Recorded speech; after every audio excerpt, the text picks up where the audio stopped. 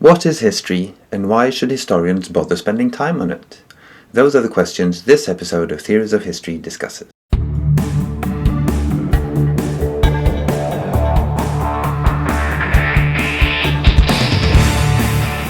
Hi there, I'm Jostein, and today I'll be discussing Beverly Southgate's book from 2001, History, What and Why. I put a link to the book in the description below. The primary purpose of the book is to increase the self-awareness of historians about the work they're doing. So it's a book about the theory of historiography. Traditionally, historians aren't a very theoretical lot. They're usually more of the empirical kind, allowing to dig into historical details, discussing reasons for why this and that happened or didn't happen. Southgate wants to challenge that, and to help historians reflect on why history matters, how it should be carried out, and above all on what history really is. Being a historian himself, Southgate does this by going to the past. He traces the definitions of history and motivations of historians all the way from Herodotus, the renowned father of history, up to his own day. Southgate was Reader Emeritus of the History of Ideas at the University of Hertfordshire at the time he wrote this book, so he really knows what he is talking about. He gives us an impressive list of whats and whys from history throughout the book.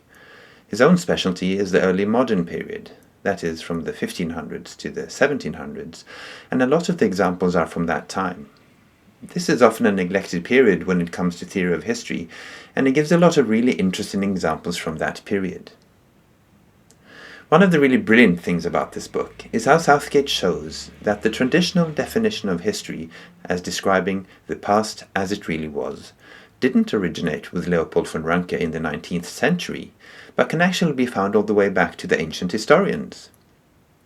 Also amusing are many of the traditional answers as to why history matters, like that it teaches us God's purpose with humankind, or that history is the magistra vitae, the teacher of life. My personal favourite is history is good for your health.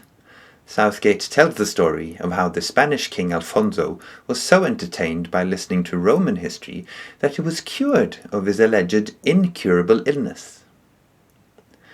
However fun all this may be, Southgate calls this the old model of history, implying that these whats and whys of history are outdated today.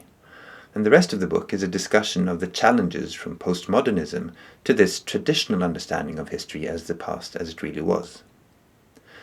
So, if we were to sketch Southgate's view of history, it would look something like this. Here's the historical timeline, starting with Herodotus, somewhere here. And here we are today, with the advent of postmodernism. Now, up until today, the old model has been dominant. But now, the insights of postmodernism challenge that model. Southgate then gives a presentation of these challenges relating to psychological mechanisms of selection, inherent power structures of academic language, skeptical philosophy, and finally more modern perspectives of history such as Marxism, feminism, and post-colonialism.